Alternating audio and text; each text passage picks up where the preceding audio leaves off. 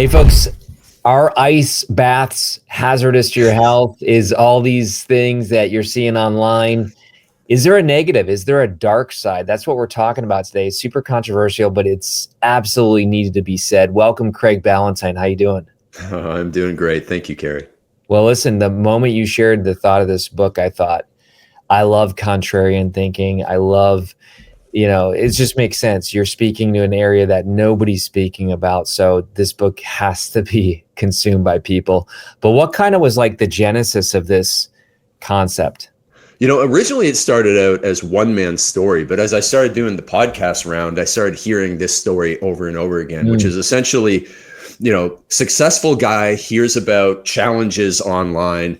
And even though he's already successful and has already achieved things, thinks, oh my gosh, I'm a loser. I haven't done this challenge. I haven't done 100 push-ups in 100 days. My goodness, where's my self-worth? And he goes and starts doing it. And his wife looks at him and goes, are you insane?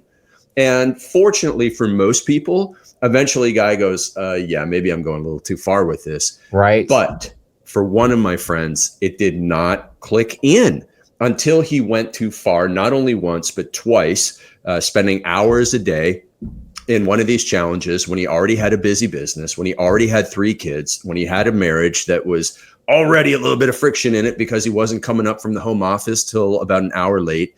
And he went through this twice, got the pats on the back from strangers he'd never met, never will meet. And then all of a sudden his wife walked out on him with the kids, and now he gets to see them every other week. And when that happened, because it was a friend who I really looked up to, that really hit me in the heart, man. Yeah. And, I've been down the discipline path and swung the pendulum way too hard in one direction and lost out on things because of it. And I simply don't want that same thing for anyone else. Wow. I'm also doing this on Instagram Live. So hi, everybody who's on Instagram Live. We'll tag Craig later on this. But, that's a really powerful story. So what do they call it? Something hard is a challenge? Yeah, 75 hard is one. The 100 push-ups in 100 days one is always the one I kind of kick at because it's just so ridiculous. Like, it reminds me of that scene from Something About Mary. He goes, what about 6-minute abs? Nobody works out in 6 minutes. It's 7-minute abs, 7-minute abs, man. And it's like, well, what if you did 101 push-ups in 101 days? Does that make you like exponentially harder than somebody who did 100 push-ups in 100 days? And it's all just this random stuff, right? It's a random list of random things that none of these challenges are ever, did you spend 30 minutes with your wife today? No, they're always, did you spend an hour or 2 hours away from all of your family, away from everybody that mattered, away from your work that you were put here to do, doing these random things that some random individual came up with that they like to do. And they said, well, everybody else has to do it too. Yeah. What's that thing? Maybe it's on a special day, maybe it's Memorial Day, but isn't it like the Murph? The Murph is a big one. Yeah. A lot of people are really attached to that one. But you got Spartan races, you got all these things, right? Yeah. And, my wife was just upstairs watching a High Rocks video because High Rocks is this new thing. And I don't know if you've ever seen anything about it. I've never heard of High Rocks. Oh, it's super popular. It started off in Europe and, it's really great marketing and a great story because the Spartan races and all those things, I've done a couple Tough Mudders, and they're just too hard for most people. But the High Rocks was created to be 8 normal events with a 1 kilometer run in between each that anybody could do. And, and it's just another thing. And it's, there's a community aspect of it. And so, these challenges have benefits, community, deadline. You have to organize your life so you get stuff done. Sure. But you don't need those things in order to be successful in other areas of life. And I think that's where people get hung up. They see somebody doing something and they think, oh, that's the key to their success. But it's not. They were successful before they did these things. Gotcha. And we really need to break down what really matters.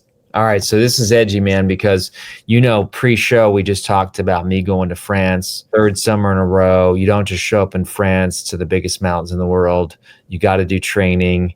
So let's talk about this because there is balance in life. And, for me, let's talk about cycling. And, as a guy who formerly struggled with depression in my teens and 20s, cycling is a great mental health benefit. But yeah, you're talking about high achievers. I know you work with some really powerful high people. And there can be that obsession. So where is the line, Craig?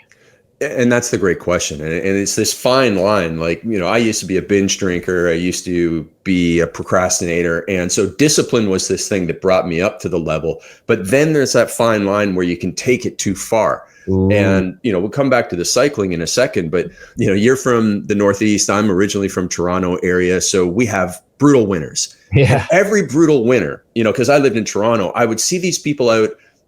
There'd be 2 ice storms every year. And you'd see these runners out and they were slipping and slides like Bambi, right? And sure enough, I'm sure some of them got hurt. And anybody who had common sense would look and go, just take a day off, bro. Like you don't need, but here's the thing. In the running world, there's this kind of subgroup and sub niche where they're called streakers. And it's like, I've ran every day for 19,000 days in a row.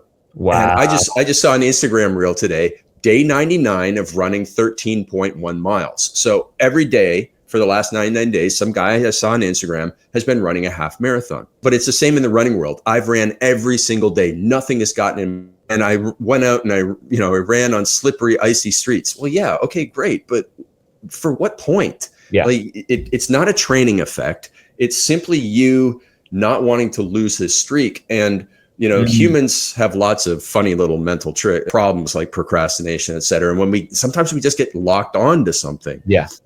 Outside eyes, you would look at that person and go, you need to not run today because you risk not running for a year if you fall and you mess up your ACL or you break a leg or something. Interesting. Right. And so we all take things too far, and I've taken things too far. I had a 1,000 plus day exercise streak. And I tell the story in the book that I once worked out in the SAS lounge. That's a Scandinavian airport or Scandinavian airline lounge in Copenhagen airport, in the bathroom stall of their airport lounge, because I didn't want to miss my workout day. So I did a bodyweight workout. And that sounds insane to anybody listening. Like, you're so disgusting. But you know what? It sounds insane, but I could be that guy. Right. This is why I like your book, because listen, I mean, I relate. Okay, keep going. Tell the story. And so I did push-ups on a dirty bathroom floor because I didn't want to miss an exercise streak. Yeah. And so it's the double-edged sword here. You do need to harness that energy, that ambition, that power, but you need to harness it in a direction in which it is serving you. That did not serve me. And working out every single day, running 19,000 days in a row. Like, now I live in Vancouver, and every day I go out for a walk and I see people shuffling down the street who have been running 19,000 days in a row. Wow. They have poor posture. Their knees are beat up. So eventually you take it too far. So you must have the wisdom, and generally you need the outside eyes from somebody who's giving you feedback and correcting you on this, whether it's a coach, a mentor, a trusted peer group. You're in many, I'm in many. Yeah. We need people to call us out and go, wait a minute, dude, what you're doing is not serving you. And so the Dark Side of Discipline book is meant to be a filter. It's meant to be a filter for you to think and look at everything that you do. Is this serving me? Is this moving me in the right direction on the straight line to success towards my big goals and dreams? Or is it a dangerous detour that could lead to divorce? It could lead to significant injury. It could lead to me being put off my goals. Yeah. And here's one, look, as one book writer to another and one book reader to another. How many times have you met somebody who says, I really want to write a book? And you say to them, you see them 6 months later, and you say to them, how's that book coming? And they say, I haven't started yet. And then you find out they're in the book a week club, like the people who read a book a week, right? Interesting. And is reading a book a week good? Sure. But it's getting in the way of the great. And most people go through life letting the good get in the way of the great.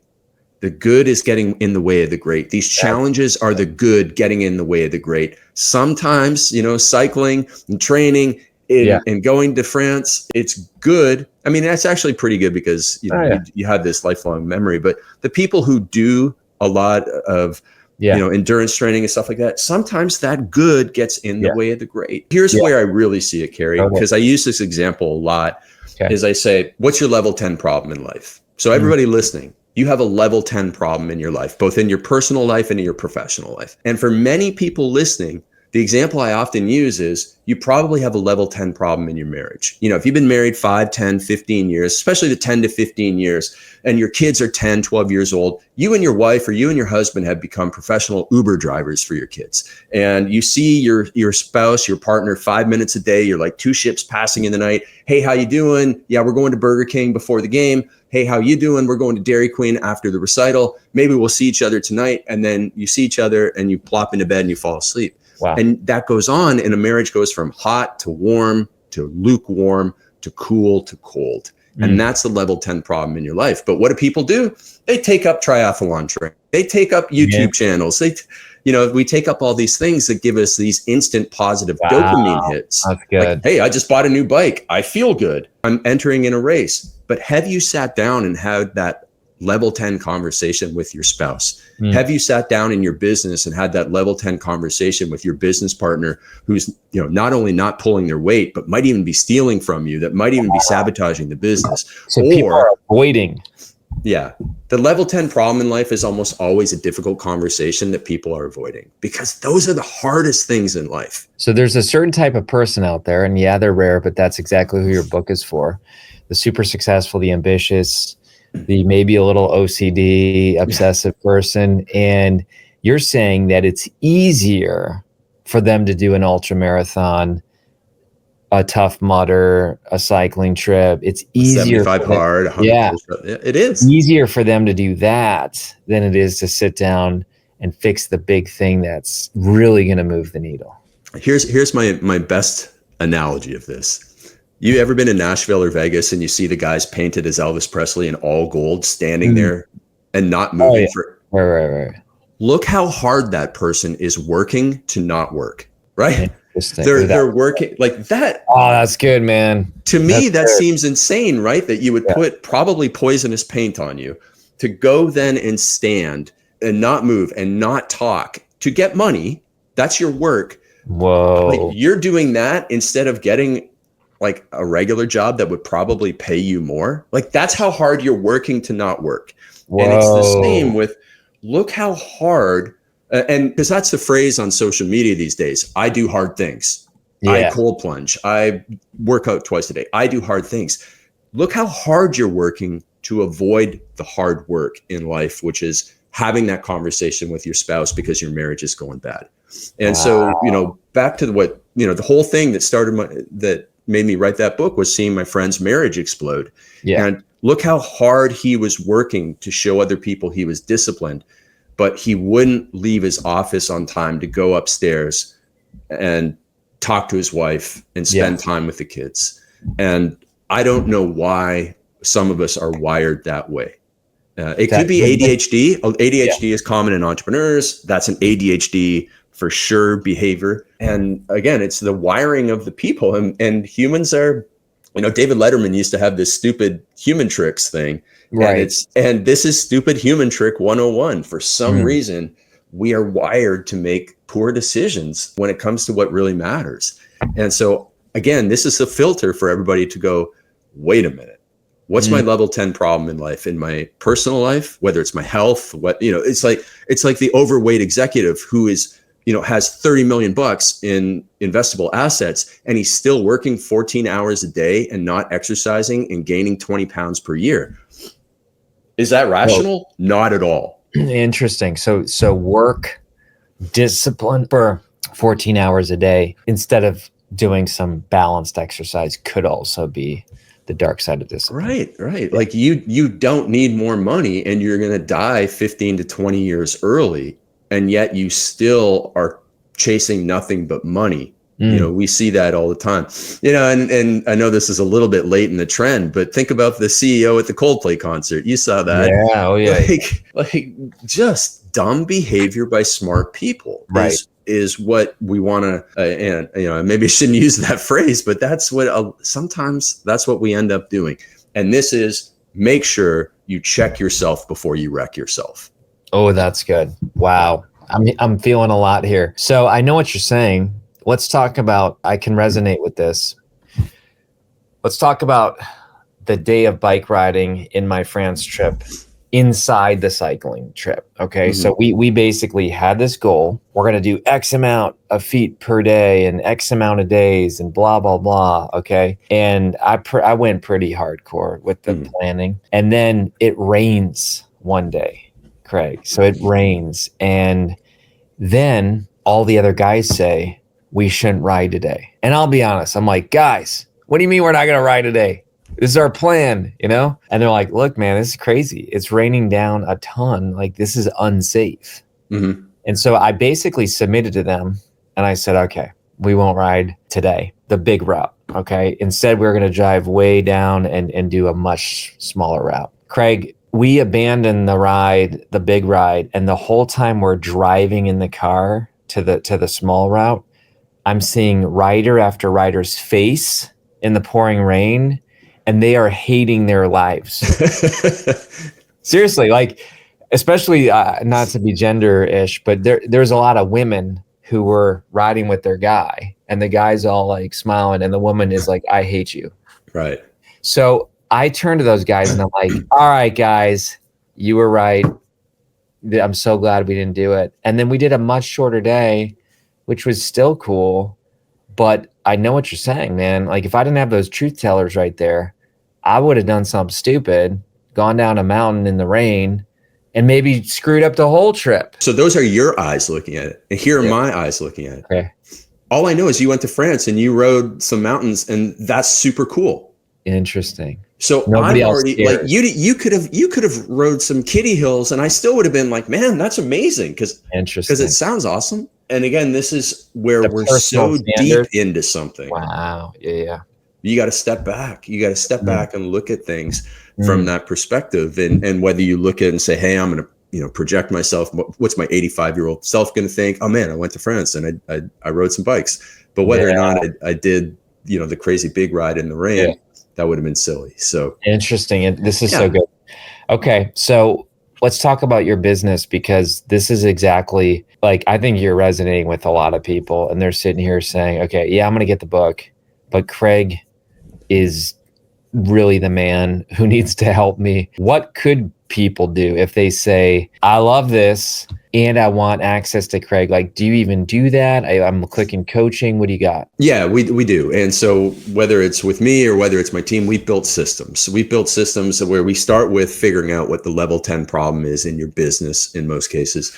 And then we just figure out, how do we solve this, which then unbreaks a bottleneck in your business and allows you to scale and allows you to take back your time. And that's mainly what we're focused on, is elevating your hourly worth, taking back your time so that you can have the financial freedom and the time freedom to achieve your goals. And so we do that with everybody from people who run $1 million construction companies all the way up to $100 million fintech companies, because, going back to something that's come up a couple of times, is humans are humans, and we all are generally making the same mistake. Even those people that you read about in the papers that run $100 million companies, they all have the same general mistakes that can be solved by the systems that we put in place.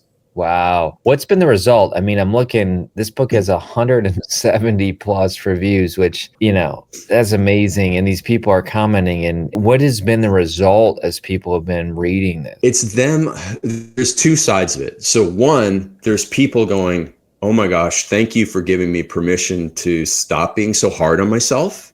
Wow. Because this is classic social media, right? Social media is engineered to show the extremes. And it's engineered to show only the things that make us feel bad because we're not, doing them or achieving them. And so people are seeing, they're seeing one person do the cold plunge. They're seeing one person doing the working out twice per day. Another person, getting up at 3 o'clock in the morning. Another person, reading a book a week. And our brain can't compute that those are individual, and they see, and we think that we have to do all of those things. And it's unsustainable. It's impossible to do all of these things, right? But our brain can't figure that out on its own for whatever reason. It can't filter that. And so the book is giving people permission. You're not a bad person. You're not unsuccessful if you don't do all the things. Let's dial it back. And then it's on the flip side, let's get so specific on showing you the path, which is you have a level 10 problem. Nothing else matters, but you attacking that level 10 problem in your life, whether it's your health, whether it's your marriage, whether it's your financial status, or whether it's you are just not stepping into your greatness and writing the book that's in your heart or whatever else it is, and giving people clarity. Because right now there's chaos and confusion in your brain because you see all the things and you're like, I should be doing all those things. Where do I even start? And it's really detrimental and it's overwhelming. And now on the flip side, we're showing you, here's what really matters. And your brain goes, oh, this is actually pretty simple. Now it's difficult. I'm not saying it's easy. Simple is not easy, but simple is a clear path. And you are able to focus on something and achieve those goals. And when you have that narrow-minded focus on what matters, all of a sudden life becomes better. You see people like Gary Vee in one way, not exercise, but in hustle. You see David Goggins in exercise. You know, you see Jocko every day. He's posting like 3 a.m. or 3:50 a.m. on his watch or whatever. So you're right. If you're wired as a, my strength finder, the number one is competition. Oh, really? Oh, yeah. And it doesn't mean I'm competing against everyone else. It honestly can mean that you're competing against yourself. So, I mean, I think there's that type of person here who's like, well, last year I did this and this year I'm going to do this. And, so I think this book is actually amazing. Tanisha, if you don't mind tagging my sister, Sarah, because I get it, man. I just know people that I need to buy this book for. And that's what I want to encourage people. Even if you're watching this and you're not struggling, you might be the spouse of somebody. What do you think, Craig? Is this the type of book that spouse should maybe get for? Yeah. It has certainly helped a lot of spouses understand the person on the other side, but also, they've sat down, read it together, and had a bit of insight and go, okay, you're right. I'm a little bit off track here. In the entrepreneurship coaching I've done for many years, oftentimes I would have husband and wife partnerships. Sometimes they worked together in the business. Sometimes they had different businesses, but they came together to the events. And at some point in the day, it would almost always happen. I would say something and the man or the woman would say, that's great advice. And then the other spouse would pull me aside at break and saying, I've been telling them this for 5 years. And it is, this is classic, right? You always need to hear it from somebody else, whether it's your parents telling you something and all of a sudden you hear it from somebody else and you go, yeah. And then your parent goes, oh my gosh. It just needs to be said in that way. The biggest breakthrough that people have in the book, from the book, or when I do a lot of Zoom trainings for people around the book. And when we come to that level 10, and when I say, you're putting a level 1 effort into your level 10 problem, which means, again, like let's say your marriage has gone cold. You're putting a level 1 effort into it because, maybe you buy them flowers on Valentine's Day and something on Mother's Day. That's a level 1 effort. But then on the flip side, you're going in triathlons or you're working out twice a day. Well, that's not a problem in your life. But you're putting a level 10 effort into a level 1 problem. Whoa. And when people go, oh, wait a minute, I see, that's right. I am avoiding this major thing. And then I walk them through like how to put a level 10 effort into their level 10 problem. And all of a sudden they go, oh, I see how to fix this. So good. And I even showed this, like I even walk people through how I'm doing this for myself. So as I mentioned to you, we have 3 kids under the age of 3, 2, and 1. And obviously that's a busy household. You don't have a lot of time for your spouse when you're taking care of that and you're running businesses. And my wife is very busy. And so my wife and I's marriage is a 9 out of 10, but we want it to be an 11 out of 10. So I walk through in my trainings, I show people like, okay, so my wife and I realize this is our level 10 problem. Our marriage is very, very important to us, but it's not getting the time it deserves. So right now we're putting about a level 6 effort into it. What can we do? What can we do to put a level 10 effort into our level 10 problem? What would it look like? And so then we just like, there's probably 10 things that we could do that would take us from a 6 out of 10 effort to a 10 out of 10 effort. Wow. And everybody can do this right now. Identify your level 10 problem in life, rate yourself as to like what level of effort you're putting into it, and then write down, what would it look like for me to put a level 10 effort into solving my level 10 problem? And then you go out and do it. You 80-20 it, because there's certain things that are going to have the greatest impact, but you do those things to start, and all of a sudden you start to turn around your life. I love this. Folks, you got to check it out. Get the book. Is it on audio too? Yeah. All right, man. I'm getting the audiobook right now. I audiobooks are always challenging for me, Right. but they're Yeah, yeah. always so worth But it because it's like running a mental marathon. yeah. But to me, it's the first step. Like, meaning, if I love the audio, you know what I'm doing.